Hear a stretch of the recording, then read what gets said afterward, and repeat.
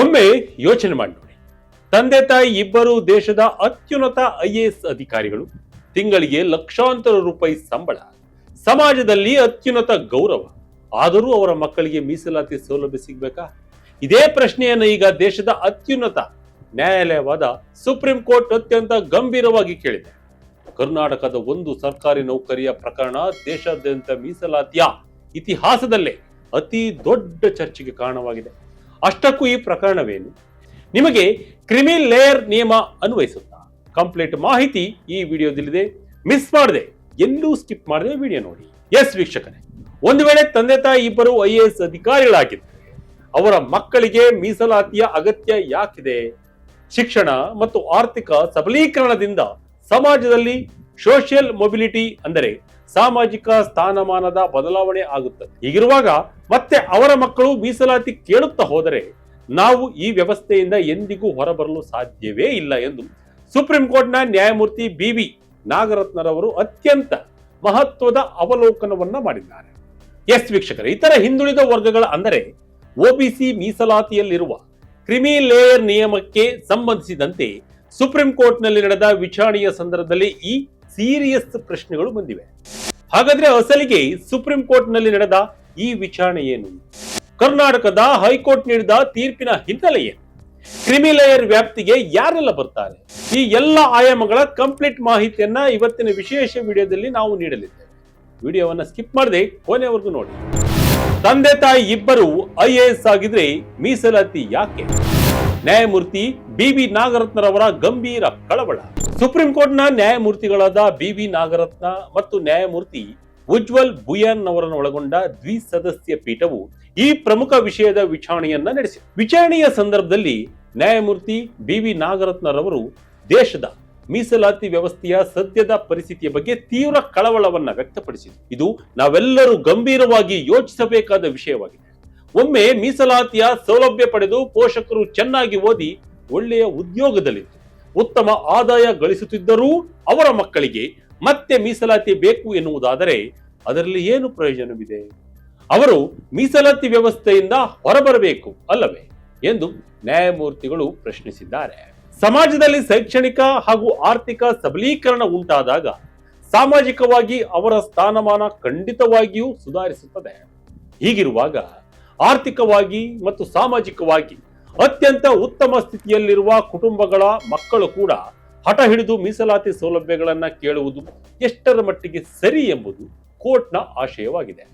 ಸಾಮಾಜಿಕ ಮತ್ತು ಶೈಕ್ಷಣಿಕವಾಗಿ ಹಿಂದುಳಿದವರಿಗೆ ಸಹಾಯ ಮಾಡುವುದು ಸರಿ, ಆದರೆ ಅದಕ್ಕೊಂದು ಸರಿಯಾದ ಬ್ಯಾಲೆನ್ಸ್ ಅಂದರೆ ಸಮತೋಲನ ಇರಬೇಕು ಎಂದು ನ್ಯಾಯಪೀಠವು ಅಭಿಪ್ರಾಯವನ್ನು ಪಟ್ಟಿದೆ. ಅಸಲಿಗೆ ಏನಿದು ಪ್ರಕರಣ? ಕರ್ನಾಟಕದ ಅಭ್ಯರ್ಥಿಯ ಕಥೆ ಏನು? ಕುರುಬ ಸಮುದಾಯದ ಅಭ್ಯರ್ಥಿಗೆ ಕ್ರೀಮಿ ಲೇಯರ್ ಬಿಸಿ.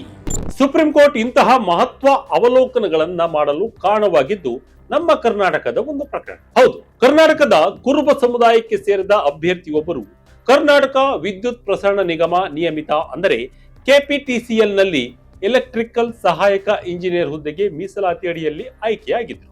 ಕರ್ನಾಟಕದ ಹಿಂದುಳಿದ ವರ್ಗಗಳ ಪಟ್ಟಿಯಲ್ಲಿ ಕುರುಬ ಸಮುದಾಯವನ್ನ ಪ್ರವರ್ಗ 2A ಅಡಿಯಲ್ಲಿ ವರ್ಗೀಕರಿಸಲಾಗಿದೆ. ಆದರೆ ಈ ಅಭ್ಯರ್ಥಿಯ ಪೋಷಕರಿಬ್ಬರಿಗೂ ಕರ್ನಾಟಕದ ರಾಜ್ಯ ಸರ್ಕಾರದ ನೌಕರರಾಗಿದ್ದರು.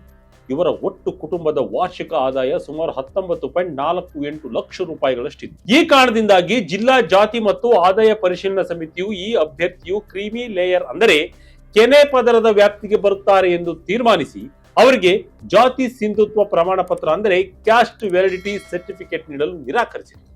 ಇದನ್ನ ಪ್ರಶ್ನಿಸಿ ಅಭ್ಯರ್ಥಿಯು ಕಾನೂನು ಹೋರಾಟವನ್ನು ಆರಂಭಿಸಿದರು. ಈ ಹೋರಾಟವು ಮೊದಲು ಕರ್ನಾಟಕದ ಹೈಕೋರ್ಟ್ನ ಏಕಸದಸ್ಯ ಪೀಠದ ಮುಂದೆ ಬಂದು ಅಲ್ಲಿ ಅಭ್ಯರ್ಥಿಯ ಪರವಾಗಿ ತೀರ್ಪು ಬಂದಿತ್ತು. ಆದರೆ ಹೈಕೋರ್ಟ್ನ ವಿಭಾಗೀಯ ಪೀಠವು ಈ ತೀರ್ಪನ್ನ ರದ್ದುಗೊಳಿಸಿ ಅಭ್ಯರ್ಥಿಯ ಪೋಷಕರ ಆದಾಯವು ನಿಗದಿತ ಮಿತಿಗಿಂತ ಹೆಚ್ಚಿರುವುದರಿಂದ ಅವರನ್ನ ಕ್ರಿಮಿ ಲೇಯರ್ ವ್ಯಾಪ್ತಿಯಿಂದ ಹೊರಗಿಡಲು ಸಾಧ್ಯವಿಲ್ಲ ಎಂದು ಆದೇಶ ಮಾಡಿತು. ಇದೀಗ ಇದೇ ಹೈಕೋರ್ಟ್ ತೀರ್ಪನ್ನ ಪ್ರಶ್ನೆ ಮಾಡಿ ಸುಪ್ರೀಂ ಕೋರ್ಟ್ ನಲ್ಲಿ ಮೇಲ್ಮನವಿ ಸಲ್ಲಿಕೆಯಾಗಿದ್ದು ಅದರ ವಿಚಾರಣೆಯೂ ಕೂಡ ನಡೀತಾ ಇದೆ. ಸರ್ಕಾರಿ ನೌಕರರ ವೇತನ ಕ್ರಿಮಿ ಲೇಯರ್ಗೆ ಮಾನದಂಡವೇ? ವಕೀಲ ಶಶಾಂಕ್ ರತ್ನೂರ್ ಅವರ ವಾದವೇನು ಗೊತ್ತಾ? ವಿಚಾರಣೆಯ ಸಂದರ್ಭದಲ್ಲಿ ಅಭ್ಯರ್ಥಿಯ ಪರವಾಗಿ ವಾದ ಮಂಡಿಸಿದ ವಕೀಲರಾದ ಶಶಾಂಕ್ ರತ್ನೂರ್ ಅವರು ಅತ್ಯಂತ ಆಸಕ್ತಿದಾಯಕ ಕಾನೂನು ಅಂಶಗಳನ್ನ ಕೋರ್ಟ್ ಮುಂದೆ ಇಟ್ಟರು. ಸರ್ಕಾರಿ ನೌಕರರ ವಿಷಯಕ್ಕೆ ಬಂದರೆ ಕೇವಲ ಅವರ ಸಂಬಳದ ಆದಾಯವನ್ನ ಮಾತ್ರ ಕ್ರೀಮಿ ಲೇಯರ್ ನಿರ್ಧರಿಸಲು ಮಾನದಂಡವಾಗಿ ಬಳಸಬಾರದು ಎಂದು ಅವರು ವಾದಿಸಿದರು. ಅವರ ಪ್ರಕಾರ ಕ್ರಿಮಿ ಲೇಯರ್ನ ವ್ಯಾಪ್ತಿಯಿಂದ ಹೊರಗಿಡುವುದು ಪೋಷಕರ ಹುದ್ದೆಯ ಶ್ರೇಣಿಯನ್ನ, ಅಂದರೆ ಅವರು ಗ್ರೂಪ್ ಎ ಅಥವಾ ಗ್ರೂಪ್ ಬಿ ಹುದ್ದೆಯಲ್ಲಿದ್ದಾರೆಯೇ ಎಂಬುದನ್ನ ಅವಲಂಬಿಸಿರುತ್ತದೆಯೇ ಹೊರತು ಕೇವಲ ಅವರ ಒಟ್ಟು ಸಂಬಳದ ಮೇಲಲ್ಲ. ಒಂದು ವೇಳೆ ಕೇವಲ ಸಂಬಳವನ್ನೇ ಮುಖ್ಯ ಮಾನದಂಡವಾಗಿ ಪರಿಗಣಿಸಿದರೆ ಇವತ್ತಿನ ದಿನಗಳಲ್ಲಿ ಸರ್ಕಾರಿ ವಲಯದಲ್ಲಿ ಕೆಲಸ ಮಾಡುವ ಡ್ರೈವರ್ಗಳು, ಪಿಯೋನ್ಗಳು, ಕ್ಲರ್ಕ್ಗಳು ಮತ್ತು ಇತರೆ ಕೆಳ ಹಂತದ ನೌಕರರ ಸಂಬಳವೂ ಸಹ ಹೆಚ್ಚಿರುತ್ತದೆ. ಆಗ ಅವರ ಮಕ್ಕಳು ಕೂಡ ಮೀಸಲಾತಿಯಿಂದ ವಂಚಿತರಾಗಬೇಕಾಗುತ್ತದೆ ಎಂದು ಅವರು ಆತಂಕವನ್ನು ವ್ಯಕ್ತಪಡಿಸಿದರು. ಅಷ್ಟೇ ಅಲ್ಲದೆ ಸರ್ಕಾರಿ ಉದ್ಯೋಗಿಗಳ ಸಂಬಳ ಮತ್ತು ಕೃಷಿಯಿಂದ ಬರುವ ಆದಾಯವನ್ನ ಕ್ರಿಮಿ ಲೇಯರ್ ಲೆಕ್ಕಾಚಾರಕ್ಕೆ ತೆಗೆದುಕೊಳ್ಳಬಾರದು, ಕೇವಲ ವ್ಯಾಪಾರ ಅಥವಾ ಇತರ ಮೂಲಗಳಿಂದ ಬರುವ ಆದಾಯವನ್ನ ಮಾತ್ರ ಪರಿಗಣಿಸಬೇಕು ಎಂಬ ನಿಯಮವಿದೆ ಎಂದು ಅವರು ವಾದವನ್ನ ಮಂಡಿಸಿದರು. ಈ ವಿಷಯದಲ್ಲಿ ಬೇರೆ ಬೇರೆ ನ್ಯಾಯಾಲಯಗಳು ಭಿನ್ನ ಅಭಿಪ್ರಾಯಗಳನ್ನ ನೀಡಿರುವುದರಿಂದ ಇದರ ಬಗ್ಗೆ ವಿಸ್ತೃತವಾದ ಪರಿಶೀಲನೆ ಅಗತ್ಯವಿದೆ ಎಂದು ಅವರು ಕೋರಿದರು. ಕರ್ನಾಟಕದ ನಿಯಮ, ಕೇಂದ್ರದ ನಿಯಮಗಳೇನು? ಹೈಕೋರ್ಟ್ ವಿಭಾಗೀಯ ಪೀಠ ನೀಡಿದ ಮಹತ್ವದ ತೀರ್ಪು. ಈ ಪ್ರಕರಣದಲ್ಲಿ ಅಭ್ಯರ್ಥಿಯ ತಂದೆಯ ಮೂಲ ವೇತನ ಅಂದರೆ ಬೇಸಿಕ್ ಪೇ ತಿಂಗಳಿಗೆ 53,900 ರೂಪಾಯಿಗಳಾಗಿದ್ದರೆ ತಾಯಿಯ ಮೂಲ ವೇತನ ತಿಂಗಳಿಗೆ 52,650 ರೂಪಾಯಿಗಳಾಗಿದೆ. ಅಭ್ಯರ್ಥಿಯ ವಕೀಲರು ಕರ್ನಾಟಕ ಸರ್ಕಾರದ ಒಂದು ಸ್ಪಷ್ಟೀಕರಣವನ್ನ ಕೋರ್ಟ್ ಮುಂದೆ ಪ್ರಸ್ತಾಪಿಸಿ, ಪೋಷಕರು ರಾಜ್ಯ ಸರ್ಕಾರಿ ನೌಕರರಾದಾಗ ಕ್ರಿಮಿ ಲೇಯರ್ ಅರ್ಹತೆಯನ್ನ ನಿರ್ಣಯಿಸಲು ಅವರ ಸಂಬಳ ಮತ್ತು ಭತ್ಯೆಗಳನ್ನ ಪರಿಗಣಿಸಬಾರದು ಎಂದು ಹೇಳಲಾಗಿದೆ ಎಂದು. ಅಷ್ಟೇ ಅಲ್ಲದೆ ಒಂದು ವೇಳೆ ಎಲ್ಲಾ ರೀತಿಯ ಆದಾಯಗಳನ್ನ ಕ್ರಿಮಿ ಲೇಯರ್ ಲೆಕ್ಕಾಚಾರಕ್ಕೆ ತೆಗೆದುಕೊಂಡರೆ ಒಬಿಸಿ ಮೀಸಲಾತಿ ಮತ್ತು ಇಡಬ್ಲ್ಯೂಎಸ್ ಅಂದರೆ ಆರ್ಥಿಕವಾಗಿ ಹಿಂದುಳಿದ ವರ್ಗಗಳ ಮೀಸಲಾತಿ ನಡುವೆ ಯಾವುದೇ ವ್ಯತ್ಯಾಸ ಉಳಿಯುವುದಿಲ್ಲ ಎಂದು ವಾದಿಸಿದರು.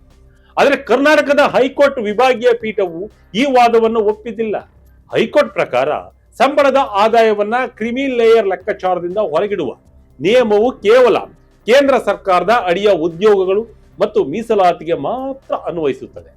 ಕರ್ನಾಟಕ ರಾಜ್ಯ ಸರ್ಕಾರದ ಅಡಿಯ ಮೀಸಲಾತಿಗಲ್ಲ. ಕರ್ನಾಟಕದ ಸ್ವಂತ ಕ್ರಿಮಿ ಲೇಯರ್ ನೀತಿಯ ಪ್ರಕಾರ ಅಭ್ಯರ್ಥಿಯ ಕುಟುಂಬದ ಒಟ್ಟು ಆದಾಯವು ನಿಗದಿತ ಮಿತಿಯನ್ನ ಮೀರಿರುವುದರಿಂದ ಅವರು ಕ್ರಿಮಿ ಲೇಯರ್ ವ್ಯಾಪ್ತಿಗೆ ಬರುತ್ತಾರೆ ಎಂದು ಹೈಕೋರ್ಟ್ ಸ್ಪಷ್ಟಪಡಿಸಿತ್ತು. ಅಸಲಿಗೆ ಏನಿದು ಕ್ರಿಮಿ ಲೇಯರ್ ಅಂದ್ರೆ? ಯಾರೆಲ್ಲ ಈ ವ್ಯಾಪ್ತಿಯಿಂದ ಹೊರಗುಳಿತಾರೆ?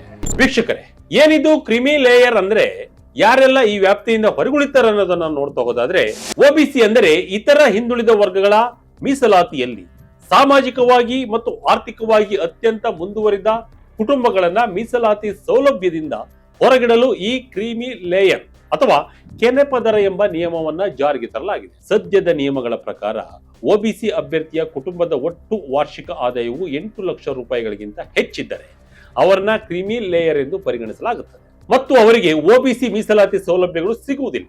ಕೇವಲ ಆದಾಯ ಮಾತ್ರವಲ್ಲದೆ ಪೋಷಕರು ಹೊಂದಿರುವ ಉನ್ನತ ಹುದ್ದೆಗಳ ಆಧಾರದ ಮೇಲೂ ಕ್ರಿಮಿ ಲೇಯರ್ ನಿರ್ಧಾರವಾಗುತ್ತದೆ.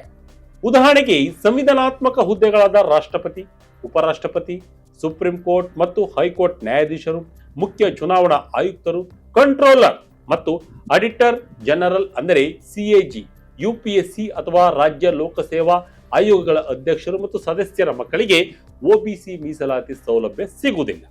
ಇದರ ಜೊತೆಗೆ ಸರ್ಕಾರಿ ವಲಯದ ಗ್ರೂಪ್ ಎ ಅಥವಾ ಕ್ಲಾಸ್ 1 ಅಧಿಕಾರಿಗಳು, ಪಬ್ಲಿಕ್ ಸೆಕ್ಟರ್ ಅಂಡರ್ ಟೇಕಿಂಗ್ಸ್ ಅಂದರೆ ಪಿಎಸ್ಯುಗಳ ಹಿರಿಯ ಅಧಿಕಾರಿಗಳು ಮತ್ತು ಅತ್ಯಂತ ಉನ್ನತ ವೃತ್ತಿಪರ ಹುದ್ದೆಗಳಲ್ಲಿರುವವರು ಕೂಡ ಕ್ರಿಮಿ ಲೇಯರ್ ವ್ಯಾಪ್ತಿಯಲ್ಲಿ ಬರ್ತಾರೆ. ಇದರ ಮುಖ್ಯ ಉದ್ದೇಶ ಏನಂದ್ರೆ, ಮೀಸಲಾತಿಯ ನಿಜವಾದ ಲಾಭವು ಸಮಾಜದ ಕಟ್ಟಕಡೆಯ ಹಿಂದುಳಿದ ವ್ಯಕ್ತಿಗೆ ತಲುಪಬೇಕು ಎಂಬುದೇ ಆಗಿದೆ. ಒಟ್ಟಿನಲ್ಲಿ ಸುಪ್ರೀಂ ಕೋರ್ಟ್ನ ಈ ಅಭಿಪ್ರಾಯವು ಯಾವುದೇ ಅಂತಿಮ ತೀರ್ಪಲ್ಲ, ಬದಲಿಗೆ ಪ್ರಕರಣದ ವಿಚಾರಣೆಯ ಸಂದರ್ಭದಲ್ಲಿ ನ್ಯಾಯಮೂರ್ತಿಗಳು ಆಡಿರುವ ಮಾತುಗಳಾಗಿವೆ. ಸದ್ಯಕ್ಕೆ ಸುಪ್ರೀಂ ಕೋರ್ಟ್ ಈ ಅರ್ಜಿಗೆ ಸಂಬಂಧಿಸಿದಂತೆ ಪ್ರತಿವಾದಿಗಳಿಗೆ ನೋಟಿಸ್ ಅನ್ನ ಜಾರಿ ಮಾಡಿದೆ ಅಷ್ಟೇ. ಆದರೆ ಈ ಅವಲೋಕನವು ದೇಶದ ಮೀಸಲಾತಿ ಇತಿಹಾಸದಲ್ಲಿ ಅತ್ಯಂತ ಪ್ರಮುಖ ಚರ್ಚೆಯನ್ನು ಹುಟ್ಟುಹಾಕಿದೆ. ಸಾಮಾಜಿಕ ಬದಲಾವಣೆ ಮತ್ತು ಆರ್ಥಿಕ ಪ್ರಗತಿಯನ್ನು ಸಾಧಿಸಿದ ಕುಟುಂಬಗಳು ಇಂದಿಗೂ ತಮ್ಮ ಮುಂದಿನ ಪೀಳಿಗೆಗೆ ಮೀಸಲಾತಿಯನ್ನ ಪಡೆಯುವುದು ಎಷ್ಟು ನ್ಯಾಯಸಮ್ಮತ ಎಂಬ ಚರ್ಚೆ ದಶಕಗಳಿಂದ ನಡೀತಾ ಇದೆ. ಒಂದು ಕಡೆ ಮೀಸಲಾತಿಯು ಕೇವಲ ಆರ್ಥಿಕ ಸ್ಥಿತಿಯ ಮೇಲೆ ನಿರ್ಧಾರವಾಗಬಾರದು, ಅದು ಸಾಮಾಜಿಕ ಹಿಂದುಳಿದಿರುವಿಕೆಯನ್ನ ಆಧರಿಸಬೇಕು ಎಂಬ ವಾದವಿದ್ದರೆ, ಇನ್ನೊಂದು ಕಡೆ ಈಗಾಗಲೇ ಮುನ್ನಡೆ ಸಾಧಿಸಿದ ಕುಟುಂಬಗಳು ತಮಗಿಂತ ಹಿಂದುಳಿದವರ ಹಿತಾಸಕ್ತಿಗಾಗಿ ಸ್ವಯಂ ಪ್ರೇರಿತರಾಗಿ ಮೀಸಲಾತಿಯಿಂದ ಹೊರಬರಬೇಕು ಎಂಬ ವಾದವೂ ಇದೆ. ಹಾಗಾದ್ರೆ ವೀಕ್ಷಕರೇ, ಸುಪ್ರೀಂ ಕೋರ್ಟ್ನ ನ್ಯಾಯಮೂರ್ತಿಗಳಾದ ಬಿ ನಾಗರತ್ನರವರ ಈ ಪ್ರಶ್ನೆಯ ಬಗ್ಗೆ ನಿಮ್ಮ ವೈಯಕ್ತಿಕ ಅಭಿಪ್ರಾಯವೇನು? ನಿಮ್ಮ ಅನಿಸಿಕೆಯನ್ನ ಕಮೆಂಟ್ ಮೂಲಕ ತಿಳಿಸಿ. ಇದಾಗಿತ್ತು ಈ ಕ್ಷಣದ ಇಂಟ್ರೆಸ್ಟಿಂಗ್ ಸ್ಟೋರಿ. ಇದೇ ರೀತಿಯ ಸ್ಟೋರಿಗಾಗಿ Vijaya Karnataka website, YouTube page, Facebook page follow ಮಾಡ್ತಾ ಇದೆ. ಧನ್ಯವಾದಗಳು.